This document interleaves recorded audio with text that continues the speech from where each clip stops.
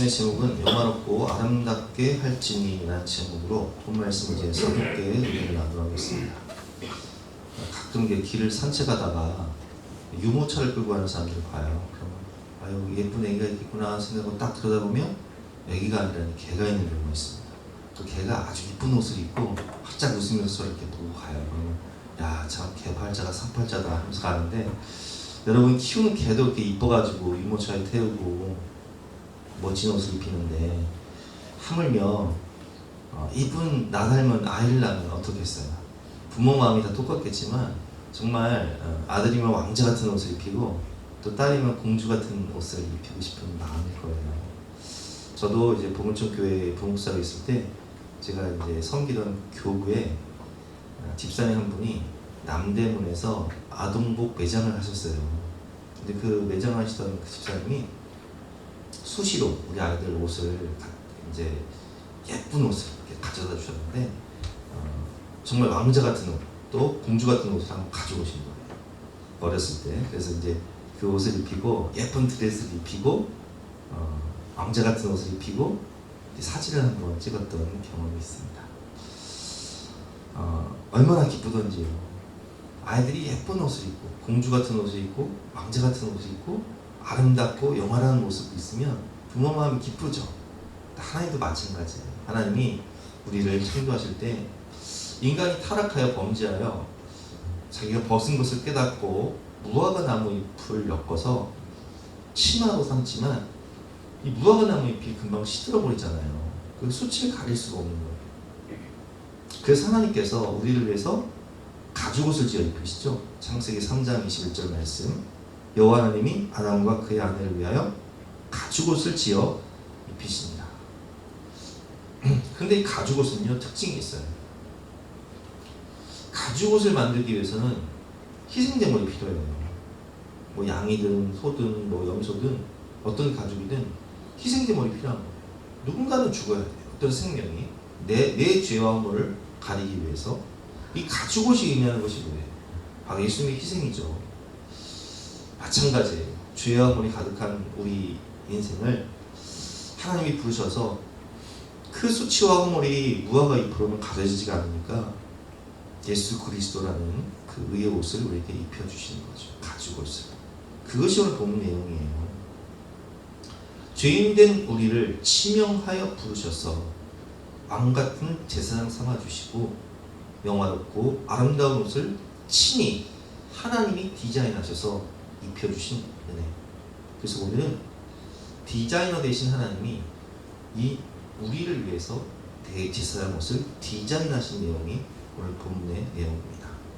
1절 말씀에 보면 너는 이스라엘 자손 중 내 형 아론과 그의 아들들 곧 아론과 아론의 아들들 나답과 아비후와 엘르아살과 이다말을 그와 함께 내게 나오게 하여 나를 섬기는 제사장 직분을 행하게 하되 내 형 아론을 위하여 거룩한 옷을 지어 영화롭고 아름답게 할지. 이 옷을 만드는 이유가 뭐예요? 목적이 뭐예요? 영화롭고 아름답게 할지. 부모가 자식을 사랑하는 마음으로 공주 같은 옷을 입히고 왕자 같은 옷을 입힌 이유가 뭐예요? 영화롭고 아름답게 하기 위해서. 40절에도 똑같은 말씀이 나오죠. 너는 아론의 아들들을 위하여 속옷을 만들며 그들을 위하여 띠를 만들며 그들을 위하여 관을 만들어 영화롭고 아름답게 하게. 그렇습니다. 영화롭고 아름답게 하기 위해 제사장, 대제사장의 옷을 직접 디자인하신 하나님. 하나님의 자녀인 우리를 위해서 디자인하셨는데, 여러분 우리가 확실히 깨달아야 할 것은 이 대제사장의 옷은 바로 우리를 위한 옷입니다. 왜 그러냐? 우리가 바로 왕같은 제사장이기 때문에 그렇습니다. 베드로전서 2장 9절 말씀, 그러나 너희는 택하신 족속이요 왕같은 제사장들이에요. 그래서 아까 제가 어떻게 인사를 하라고 말씀드렸죠? 당신은 왕같은 제사장입니다. 바로 여러분이, 저와 여러분 모두가 왕같은 제사장, 택하신 족속, 하나님의 소유된 백성인 거예요. 하나님의 자녀인 거예요.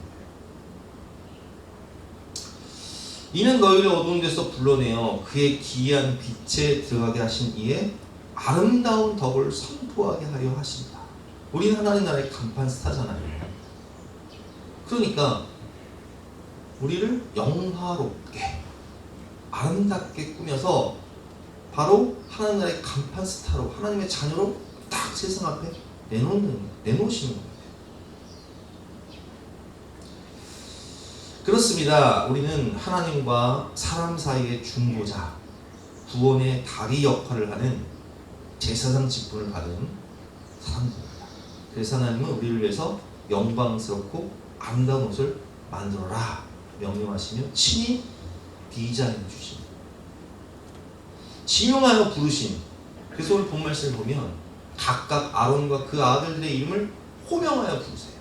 이 사람들을 위해서 이 옷을 만들어라.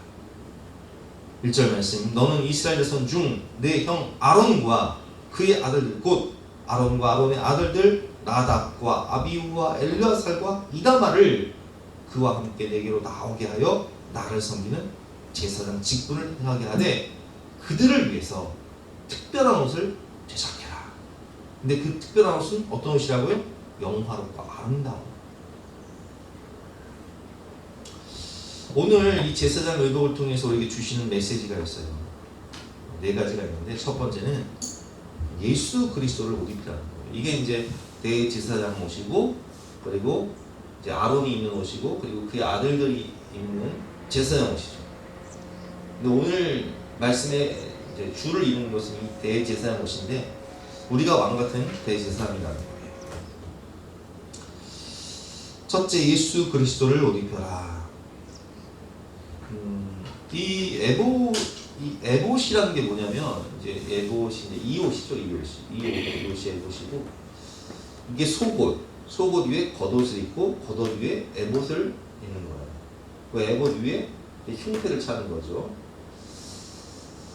근데 이 에봇을 만들기 위해서 5가지 실이 필요하단 말이에요.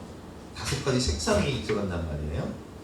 근데 이 5가지 색상은 뭘 의미하냐? 바로 우리가 그동안 계속 반복해서 배웠지만 이 성막의 입구, 예수 그리스도를 의미하는 성막의 입구 4가지 색이었죠. 그리고 성막의 덮개, 그리고 성막 안에 있는 성소와 지성소를 구분하는 휘장, 이 모든 것이 4가지 색으로 구분되는데 하나가 더 추가돼요.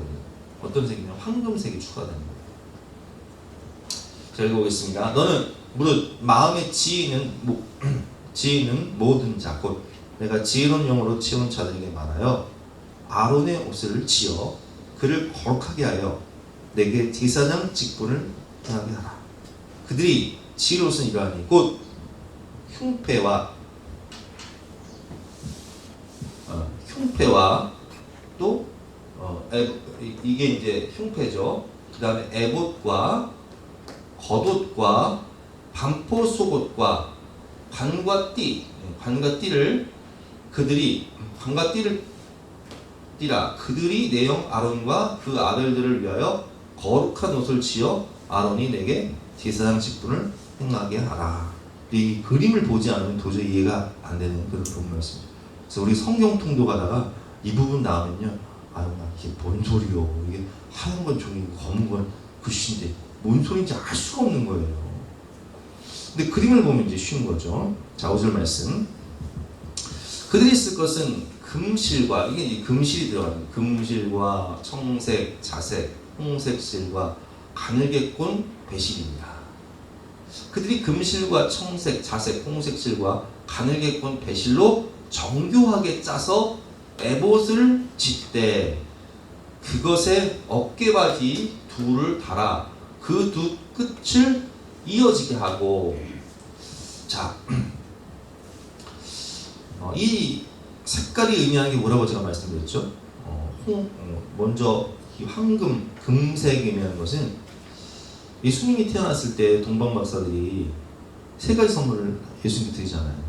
그 중에 하나가 뭐예요? 황금을 드린단 말이에요. 황금은 왕권을 상징하죠. 그리고 오늘 본문에 나오는 이 자색옷도, 자색실도 왕권을 상징한다고 제가 말씀을 드렸죠. 왕들이 입는 옷은 자색옷이다. 자색 고동에서 축출하기 때문에 지금으로 쳐도요, 한 벌에 1억이 넘는 그런 옷이랍니다. 그리고 청색은 하늘을 상징한다 그랬죠. 하늘의 하나님을 상징하는 청색. 그리고 홍색 실은 예수님의 보혈을 의미하는 거라고 말씀을 드렸고, 가늘게 꼰 배실은 흰색 실인데 거룩을 상징하고 부활을 상징한다고 말씀을 드렸어요. 그래서 5가지 모든 것은 누구를 의미한다고요? 바로 예수 그리스도를 의미합니다. 계속해서 보겠습니다. 히브리서 4장 14절을 보면, 그래서 예수님을 어떻게 표현하고 있냐면 대제사장으로 표현하고 있는 거예요.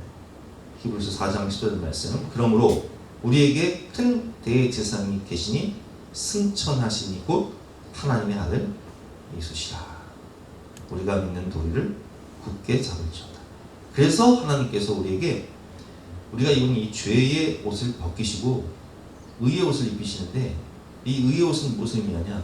바로 예수 그리스도라는 의의 옷, 대제사장이신 예수 그리스도라는 의의 옷을 우리에게 입혀주시는 거예요. 그래서 갈라디아서 3장 말씀과 로마서 13장 말씀 보면 예수 그리스도를 옷 입어라 이렇게 말씀하고 계신 거죠. 제가 읽어보겠습니다. 너희는 다 믿음으로 말미암아 그리스도 예수 안에서 하나님의 아들이 되었으니 누구든지 그리스도와 합하기 위하여 세를 받은 자는 그리스도로 옷 입었느니라. 누구를 옷 입으라고요? 예수 그리스도를 옷 입어라. 로마서 13장 14절 말씀. 오직 주 예수 그리스도를 옷 입고 정욕을 위하여 육신의 일을 도모하지 말라.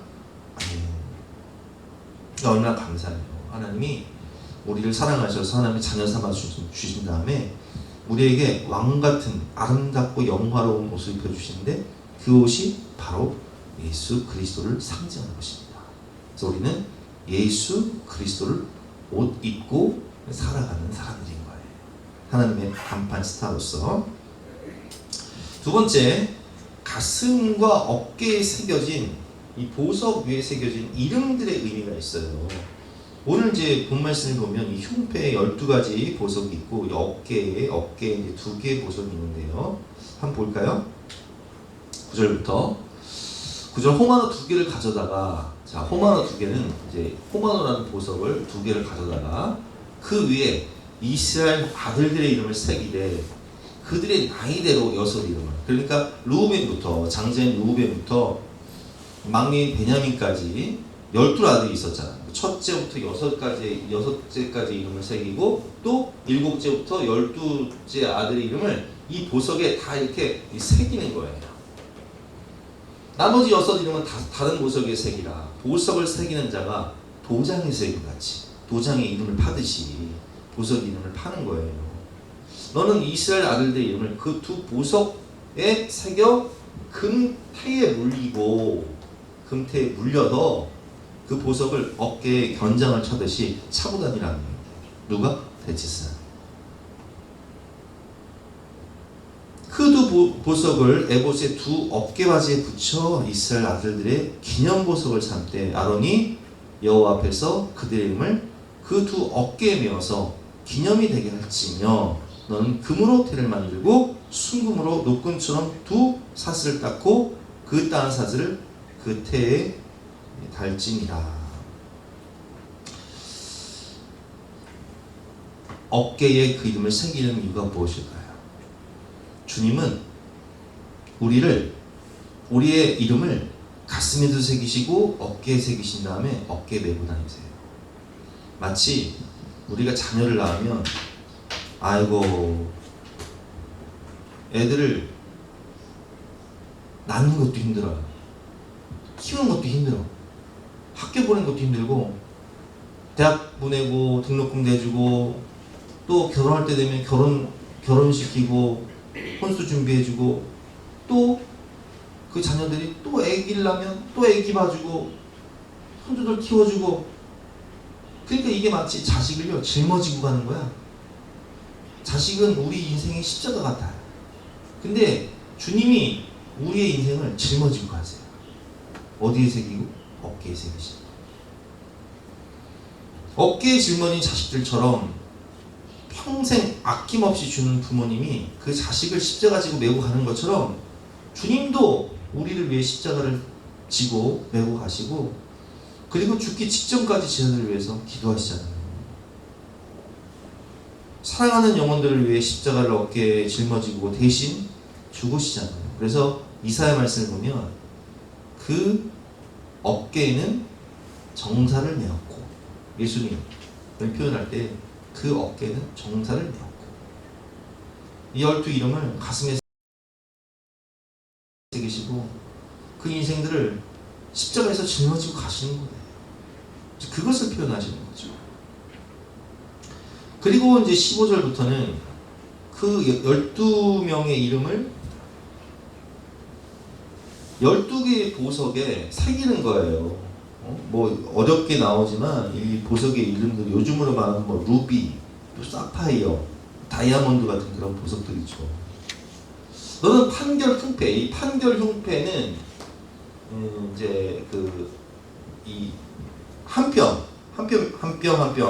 정사각형이죠. 판결 흉패 12개의 보석을 금태에 물려서 여기 이제 이름을 새기는 거예요. 너는 판결 흉패를 에봇 짜는 방법으로 금실과 청색, 자색, 홍색 실과 하늘개꾼 배실로 정교하게 짜서 만들되 길이와 너비가 한 뼘씩 두 뼘으로 네모 반듯하게 하고 그것을 네 줄로 보석을 물리되 첫 줄은 홍보석, 황옥, 녹주석이요. 둘째 줄은 석류, 남보석, 홍만어요. 다음 장으로 넘어가서 셋째 줄은 호박, 백만호, 자수정이요. 넷째 줄은 녹보석, 호만호, 벽옥으로 다 이 금태의 물짐이, 이 보석들은 이스라엘 아들들의 이름대로 12이라. 자, 이 보석에 뭘 새긴다고요? 12지파 이름을 다 새기는 거예요. 각각의 보석에 도장으로 새기듯이 이름을 다 새기는 거예요. 순금으로 노끈처럼 따은 사슬을 흉패 위에 붙이고 또 금고리 둘을 만들어 흉패 위, 곧 흉패 두 끝에 그 두 고리를 달고 고리를 달아서 멜 수 있도록 이렇게 하는 것입니다. 청색 끈으로 흉패 고리와 에봇 고리에 깨어 흉패로 정교하게 짠 에봇띠 위에 붙여 떨어지지 않게 하라. 아론이 성소에 들어갈 때에는 이스라엘 아들들의 이름을 기록한 이 판결 흉패를 가슴에 붙여 여호와 앞에 영원한 기념을 삼을 것이니라. 아멘. 여러분, 하나님은요 우리를 사랑하셔서 우리를 존귀히 여기시는데 우리의 이름을 가슴에 새기고 계세요. 그래서 이사야 말씀 보면 이제 손바닥에 새겼다 이렇게 말씀하고 계신데, 이사야 43장 1절부터 제가 읽어보겠습니다. 내가 너를 지명하여 부르나니 넌 내 것이라. 내가 내 눈에 보배롭고 존귀하며 내가 너를 사랑하였은즉. 이사야 49장 15절 16절. 여인이 어찌 그 젖 먹는 자식을 잊겠으며 자기 태순한 아들을 궁일에 여기지 않겠느냐. 그들은 혹시 이를지라도 나는 너를 잊지 아니할 것이요 내가 너를 내 손바닥에 새겼고. 자, 주님은 한순간도 우리를 잊지 않으시고 손바닥에 새기시고 가슴에 새기시고, 부모가 자식을 항상 가슴에 새기고 기도하듯이 이제 우리 성도들이 새벽에 나와서 누구를 위해 기도하겠어요? 다 자식들 위해 기도하는 거예요. 그 이름 불러가면서, 손주들 이름 불러가면서 기도하는 거예요. 가슴에 새겨진 사랑이죠. 하나님도 마찬가지예요. 이 흉패의 12개의 보석에 이름을 새긴 것은 하나님이 우리를 가슴에 새기시고 가슴에 품 그 어깨에 메고 짊어지고 가시는 거예요. 항상 내 앞에 있게 하는 거예요. 성막에 들어올 때, 성수에 들어올 때 항상 내 앞에 그림이 있게 하는 거예요. 예수님께서 우리의 이름을 가슴에 새기시고 기억하며 어깨에 새기시고 짊어지시듯 우리도 우리의 가슴과 우리의 어깨에 새기고 기도하며 사랑으로 섬겨야 할, 우리가 짊어지고 가야 할 영혼들, 우리가 구원해야 할 영혼들이 있다는 거예요. 그래서 우리는 예수의 마음으로 그 영혼을 우리의 가슴에 새기고 어깨에 새기고 사랑하는 마음으로 기도하며 구원하는 사역을 하는 것이 바로 대제사장의 역할인 것입니다. 왜냐하면 대제사장은 구원의 다리고 하나님과 사람을 잇는 중보자이기 때문에 그런 거예요. 그것이 바로 본문의 의미인 것입니다. 세 번째, 하나님께 묻고 순종하는 삶의 자세. 30절 말씀이죠. 너는 우림과 둠밈을 판결 흉패 안에 넣어 아론이 여호와 앞에 들어갈 때에 그의 가슴에 붙이게 하라. 아론은 여호와 앞에서 이스라엘 자손의 흉패를 항상 그의 가슴에 붙일지니라. 자, 우림과 둠밈이라는 게 있어요. 이것을 판결 흉패 안에 이렇게 주머니처럼 만들어서 넣는 거예요. 우림과 둠밈이 있는데, 판결 흉패 안에 넣는 우림과 둠밈은 알파와 오메가, 시작과 끝, 처음과 나중이라는 뜻이죠.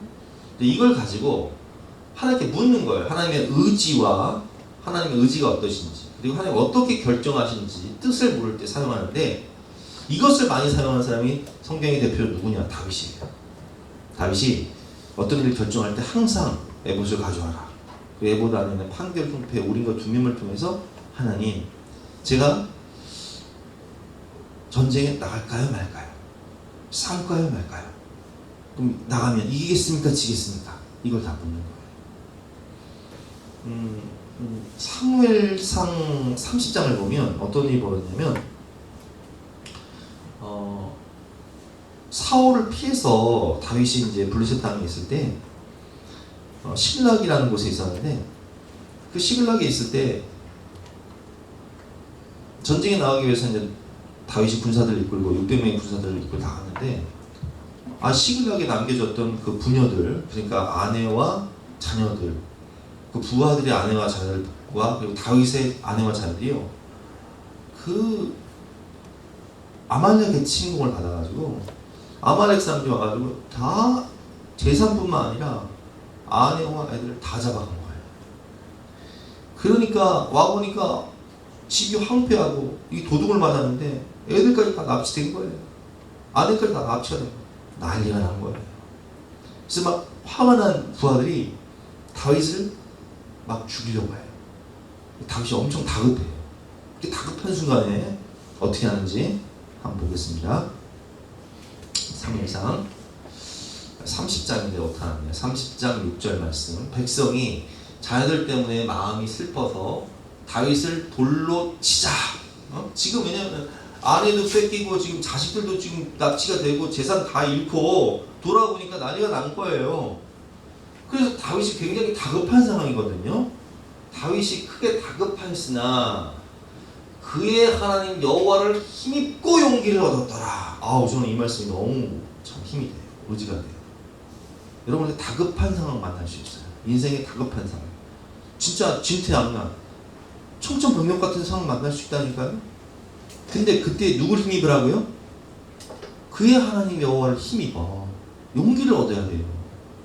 그럼 다윗이 어떻게 할까요? 다윗이 아히멜렉의 아들 제사장 아비아달에게 이르되 원하건대 에봇을 내게로 가져오라. 왜? 에봇에 뭐가 있어요? 판결 흉패가 있고, 판결 흉패 안에 뭐가 있어요? 우림과 둠밈이 있는 거예요. 그래서 하나님께 묻기 위해서, 이 일을 어떻게 할지 결정하기 위해서 하나님의 의지를 묻는 거예요. 하나님의 뜻을 묻는 거예요. 아비아들이 에봇을 다윗에게 가져오매 다윗이 여호와께 묻자와 이르되, 묻는 거예요. 하나님, 내가 이 군대를 추격하면 따라잡겠나이까? 지금 어디로 가는지도 몰라요. 그대의 본거지가 어딘지도 몰라요. 따라잡겠나이까? 하니 여호와께서 그에게 대답하되 그를 쫓아가라. 내가 반드시 따라잡고 도로 찾으리라. 하나님이 뜻을 알려줬어요. 의지를 나타내셨어요. 그럼 어떻게 해야 돼요? 순종해야 되는 거예요. 이에 다윗과 또 그와 함께한 600명이 가서 부솔시내에 이르러 뒤떨어진 자를 거기 머물게 했을 때, 곧 피곤하여 부솔시내를 건너지 못한 200명을 머물게 했고, 다윗은 400명을 거느리고 쫓아갑니다. 근데 600명이 쫓아가는데 200명이 피곤해서 이제 떨어 나가요. 400명대로 가는데 가다가 애굽 소년을 만나요. 애굽 소년이 누구냐? 이 애굽 소년은 이 아말렉 사람들의 노예였는데 이게 아프고 병들어 버리니까 광야에 버려버린 거예요. 근데 그 버림당한 그 소년은요, 다윗이 그냥 지나치지 않고 물을 먹이고 떡을 먹이고 그리고 무화과를 먹이고 포도를 먹여요. 넌 누구냐? 도와줘요. 넌 누구냐 했더니 저는 아말렉 사람의 종입니다. 노예였습니다. 근데 제가 병드니까 주인 저를 버려버렸습니다. 아, 네가 아말렉 사람 종이구나. 그럼 그 본거지를 알겠구나. 그럼 우리를 좀 도와줘라. 저를 죽이지 않으면 제가 도와주겠습니다. 해서 근거지를 알려줘요. 그리고 새벽에 기습을 해서 술 먹고 흥청망청 잠들어 있는 그 아말렉 본거지를 기습을 해서 그 모든 아말렉을 초토화시키고 한 400명 정도 도망가고 그 모든 자녀와 아내와 그리고 풍성한 전리품을 가지고 돌아옵니다. 자, 우리가 이 말씀을 통해서 깨달을 수 있는 게 뭐냐?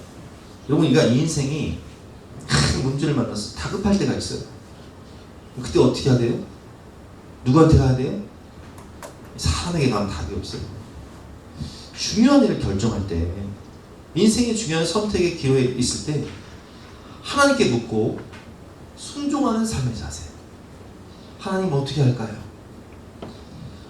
예수님처럼 나의 원이 아닌 하나님의 뜻대로 되기를 원하나이다. 그래서 우리가 기도를 해야 되는 거예요. 자, 그러면 기도를 할 때 하나님께서 우린가 두 명을 통해서 예스 아니면 노를 말씀하시는데 하나님이 주시는 응답은 뭐예요? 확신과 평안이에요. 기도를 했을 때 하나님의 응답은 뭐라고요? 확신과 평안이다. 평안이 있어야 돼요. A라는 걸 A와 B가 있어요. 사업을 할까요 말까요? 결혼을 할까요 말까요? 이사를 할까요 말까요? 진로를 놓고 결정해요. 할까요 말까요? 가야 되니까 말아야 되니까. 가는 걸 딱 선택을 했는데 마음에 평안이 없어. 이거 응답 아니에요. 결혼을 하기로 했는데 하나님이 마음에 확신을 주시고 마음에 편안해요. 그럼 그 응답인 거예요. 하나님의 응답은 뭐다? 확신과 평안이다. 그래서 지금 우리가 두 명은 없지만 우리가 하나님께 물을 때 하나님은 확신과 평안이라는 우리가 두 명을 통해서 우리에게 확실한 응답을 주시는 거예요. 그 응답 따라 순종하면 풍성한 열매를 맺게 되는 것입니다. 네 번째, 여호와께 성명을 대신한 예수님이라는 뜻이네요. 자, 이제 겉옷을 보면, 제사장 겉옷을 보면 속옷이 있고 겉옷이 있고 그 위에 에봇이 있고 팔굽혀 형태가 있었죠. 기억하시죠? 아까 이거 겉옷이에요. 파란색 겉옷. 두 번째, 이 속옷 위에 있는 겉옷이죠. 근데 이 너는 에봇 받침 겉옷을 전부 청색으로 하되 청색으로 만들어요. 두 어깨 사이에 머리 들어갈 구멍을 내고 그 주위에 갑옷 깃같이 깃을 짜서 찢어지지 않게 하고 그 옷 가장자리로 돌아가며 청색, 자색, 홍색 실로 성료를 수놓아서 이렇게 그 옷 가장자리로 돌아가며 성료를 수놓고 그리고 금방울을 간격을 두되 그 옷 가장자리로 돌아가며 한 금방울 한 성류, 한 금방울 한 성류가 있게 하라. 아론이 입고 여호와를 섬기러 성소에 들어갈 때와 성소에서 나올 때 그 소리가 들릴 것이다. 그러면 그가 죽지 아니하리라. 자, 아론이 이 옷을 입고 들어가는데 이 옷을 이렇게 딱 입고 걸으면 짤랑짤랑 소리가 들려요. 무슨 소리예요? 금방울 소리. 금방울 소리. 이 대제사장이 지성소에 1년에 딱 한 번 들어가는데 그때 이제 휘장 안으로 들어가요.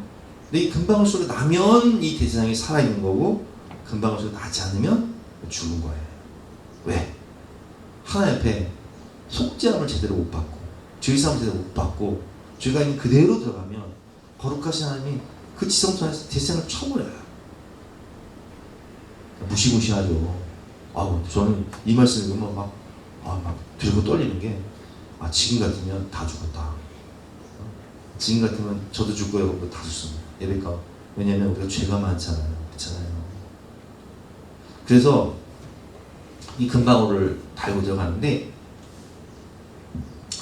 이 36절에 보면 너는 또 순금으로 패를 만들어 도장을 새기는 법으로, 이제 이 머리에 패를 만들어 도장을 새기는 법으로 그 위에 여호와께 성결, 카도시 아도나이, 이런 여호와께 성결이라는 그 문구를 새깁니다. 이 뜻은 이제 제사장이 나갈 때 여호와께 성결한 그런 자세를 가지고 나가야 된다는 걸 항상 새기기 위해서 이마에 새기는 거예요. 그 패를 청색끈으로 광에 매되 곧 관 전면에 있게 하라. 이 패를 아론의 이마에 두어 그가 이스라엘 자손이 거룩하게 되는 성물과 관련된 죄책을 담당하게 하라. 그 패가 아론의 이마에 늘 있으므로 그 성물을 여호와께서 받으시게 되리라. 아멘. 이건 이제 일반 제사장이 입는 옷이죠. 그냥 넘어가고요. 속옷도 만들어서 속옷도 입는다는 것만 이제 기억하시면 되겠습니다. 이게 정리를 하면 이제 이게 이제 관, 여호와께 성결, 포마노, 에봇, 이게 이제 겉옷, 속옷, 겉옷에는 금방울과 성류가 달려 있고, 그 다음에 이 에봇에 주머니가 있어가지고 이 안에 이제 우림과 둠밈을 넣어서 판결 흉패 안에 하나님의 뜻을 묻는 우림과 둠밈을 넣는다. 이 정도로 이제 기억을 하시면 되는데, 이 방울의 의미, 제가 아까 말씀드렸죠. 거룩하신 하나님 앞에 나갈 때 거룩하지 못하면 죽게 돼요. 근데 우리가 여호와께 성결해야 되는데, 죄인으로 태어난 우리가 거룩하신 하나님 앞에 나가면 우리가 사실은 지금 우리의 모습을 봐도요, 죄 때문에 다 죽어야 돼요. 구약 시대 같으면 우리 다 죽었어요 지금. 그런데 이런 우리가 무엇을 힘입어 주님 앞에 나갑니까? 주의 보좌로 나아갈 때에 어떻게 나가야 할까? 나는 여전히 부족한데, 나는 여전히 죄인인데, 나를 구원한 주의 십자가, 그것을 믿으며 하는 예수 그리스도 옷 입고 나가야 되는 거예요. 죄인된 우리 위에 십자가에서 대신 죽으신 예수님을 믿음으로 우리가 여호와께 성결, 카도시 아도나이, 의롭다 하심을 얻는 칭의, 성경의 칭의라고 말하죠. 죄인이지만 의롭다 칭함을 받는 거예요. 왜?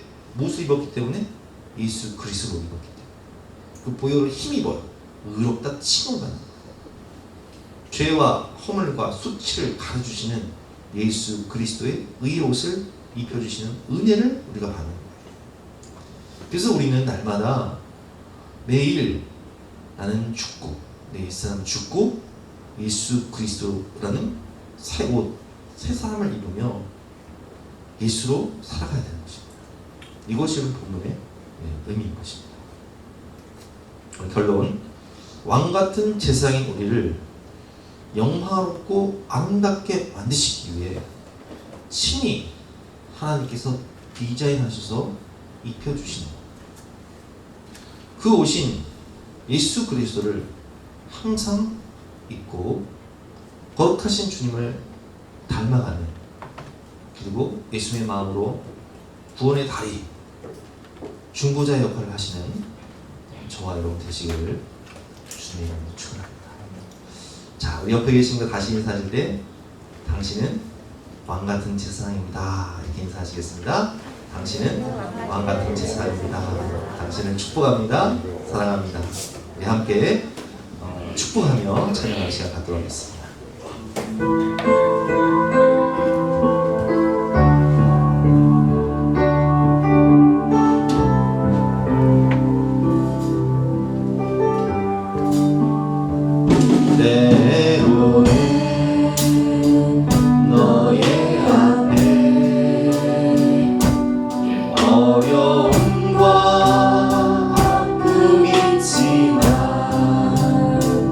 담대하게